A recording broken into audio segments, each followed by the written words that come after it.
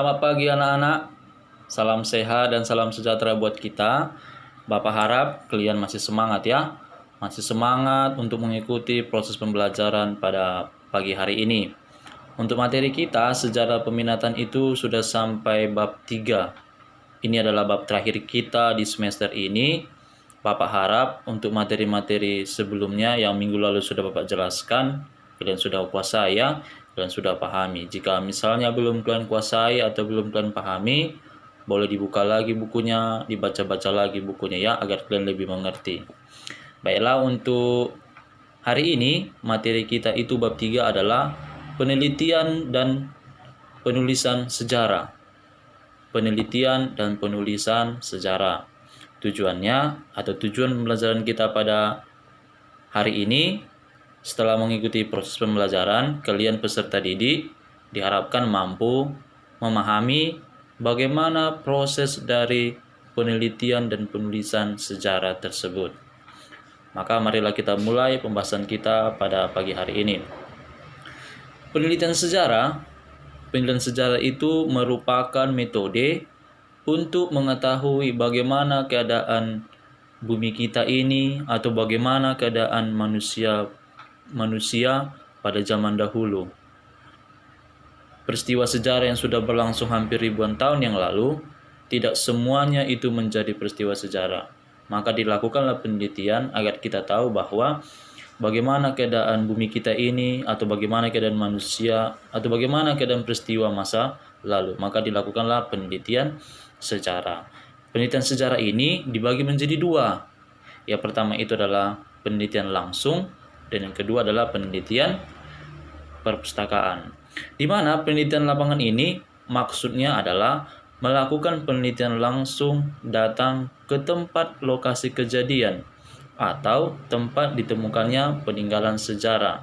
Jadi maksudnya di situ adalah kita langsung datang meneliti ke situs sejarahnya, Contoh misalnya seperti ini. Kita ingin meneliti manusia purba Meganthropus. Kita tahu bahwa manusia purba Meganthropus itu ditemukan di Sangiran, sehingga ada situs Sangiran. Jadi ketika kita ingin mengetahui bagaimana manusia purba itu, atau kita ingin melihat bagaimana manusia purba itu, ya kita datang ke situs Sangiran yang ada di Jawa Tengah. Lalu metode dari penelitian lapangan ini kita bisa menggunakan dengan cara menggali atau ekspansi. Bisa juga kita dengan metode wawancara. Metode wawancara itu ya kita harus mewawancarai orang yang tahu tentang metode atau tentang apa yang mau kita teliti. Itulah penelitian lapangan. Lalu yang kedua tadi yang sudah Bapak sampaikan adalah penelitian perpustakaan. Penelitian perpustakaan ini maksudnya adalah kita memperoleh data-data tertulis yang tersimpan di perpustakaan atau di museum.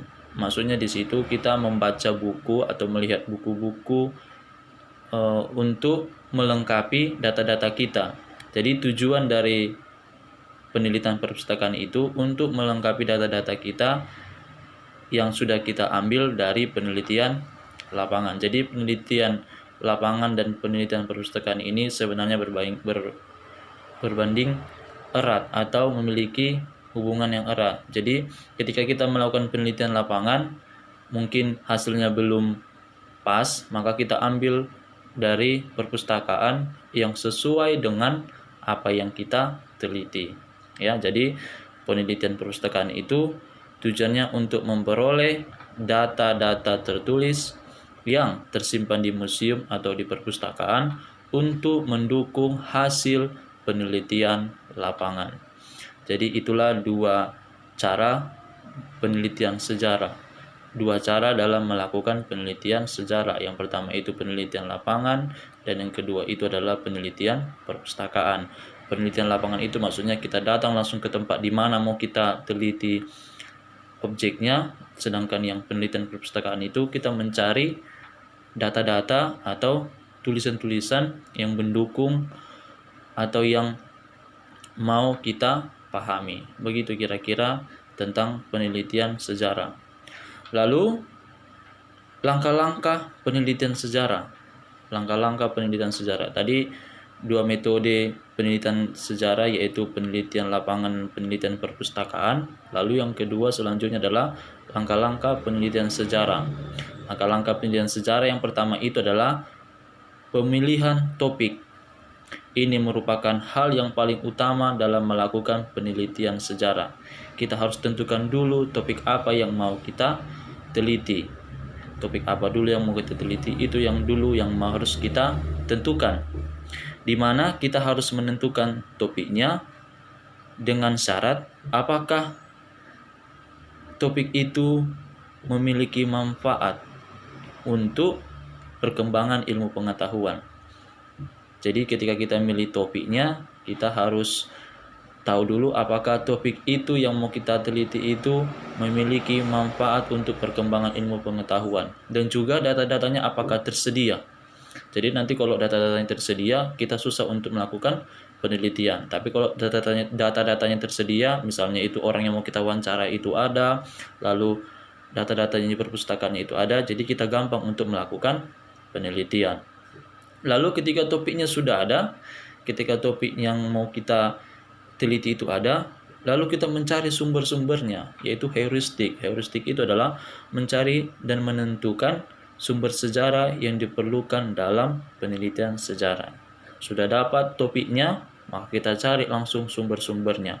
Sumbernya itu misalnya bisa orang-orang yang akan kita teliti, kita wawancarai, bisa juga buku-buku atau buku-buku yang di perpustakaan atau yang di tempat lain atau yang ada di museum.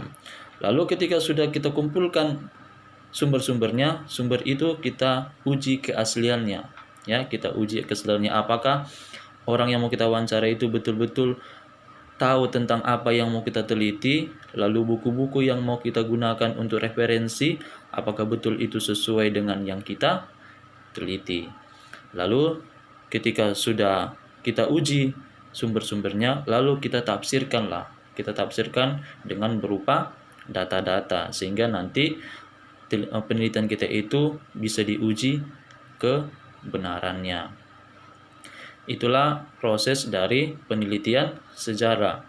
Lalu ketika kita mengumpulkan sejarah, itu ada beberapa atau ada dua cara dalam mengumpulkan sumber-sumber sejarah. Yang pertama itu adalah sumber lisan, dan yang kedua itu adalah sumber tertulis. Sumber sejarah adalah benda-benda yang dapat digunakan sejarawan dalam rangka meneliti peristiwa sejarah. Jadi sumber sejarah ini terbagi menjadi dua, yaitu sumber lisan dan sumber tertulis. Sumber lisan maksudnya di situ adalah informasi yang disampaikan secara lisan oleh saksi sejarah. Sedangkan sumber tertulis itu keterangan tertulis yang berkaitan dengan peristiwa sejarah. Sumber sejarah juga terbagi menjadi tiga dalam berdasarkan bentuknya. Sumber sejarah berdasarkan bentuknya dibagi menjadi tiga. Yang pertama itu adalah sumber benda. Sumber benda ini merupakan perkembangan kebudayaan dari waktu ke waktu. Dapat berupa seperti fosil, patung, dan bangunan. Jadi sumber benda ini contohnya itu peninggalan-peninggalan manusia purba zaman dulu. Lalu yang kedua ada sumber visual. Sumber visual ini bisa berupa foto, sketsa, ornamen, dan lukisan. Dan yang terakhir itu adalah sumber audio visual. Sumber audio visual ini dapat berupa seperti film dokumenter sejarah, berita mengenai peristiwa sejarah, dan video dokumentasi. Dan yang terakhir itu adalah historiografi.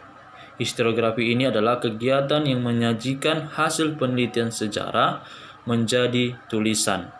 Jadi ketika kita sudah selesai melakukan penelitian, hasil penelitian kita itu kita tuangkan dalam bentuk historiografi. Historiografi ini juga memiliki proses. Jadi ketika kita melakukan penelitian, lalu hasil penelitian kita itu kita buat dalam historiografi. Historiografi itu juga ada bagiannya. Yang pertama itu adalah pendahuluan. lalu yang kedua adalah pembahasan, dan yang ketiga itu adalah penutup. Di mana di pendahuluan ini harus ada latar belakangnya apa, rumusan masalahnya apa, tujuannya apa, tinjauan pustakanya, metode dan sumber, dan sistematik. Lalu ketika pendahulunya sudah selesai, kita masuk lagi ke pembahasan, di mana pembahasan itu adalah hasil penelitian yang telah dilakukan. Dan yang terakhir itu adalah penutup. Penutup itu adalah hasil penelitian secara umum. Jadi itulah proses penelitian sejarah, di mana dimulai dari kita memilih topiknya, memilih topik yang sesuai dengan apa yang mau kita teliti. Tapi syaratnya yang pertama itu, apakah data-data yang mau kita dapatkan itu tersedia, dan apakah topiknya itu bisa menjadi bahan acuan untuk kita membuat misalnya penelitian yang lain. Lalu ketika sudah topiknya sudah ada, kita mencari sumbernya. Kita mencari sumber-sumbernya, baik itu orangnya atau data-datanya. Dan setelah itu sudah dapat sumbernya, kita uji apakah data-data itu sesuai dengan apa yang kita teliti, atau orang-orang yang mau kita wawancarai itu apakah memiliki pengetahuan tentang apa yang mau kita teliti. Dan setelah kita uji, lalu kita tafsirkanlah, beginilah hasil penelitian kita. Lalu hasil penelitian kita itu kita tuangkan dalam bentuk historiografi. Itulah penjelasan Bapak tentang penelitian sejarah. Mudah-mudahan kalian mengerti apa yang Bapak sampaikan dan kalian pahami apa yang Bapak sampaikan. Bila kurang paham, boleh dibaca lagi bukunya, dilihat lagi atau dicari lagi informasi yang lain dari media, dari Google. Untuk minggu depan kita masuk bab yang pertama, yaitu minggu depan kita masuk materi yang baru, yaitu pengertian sumber dan fakta sejarah. Bapak harap kalian tetap semangat untuk hari ini. Kita jumpa minggu depan. Salam sejahtera buat kita semuanya. Salam.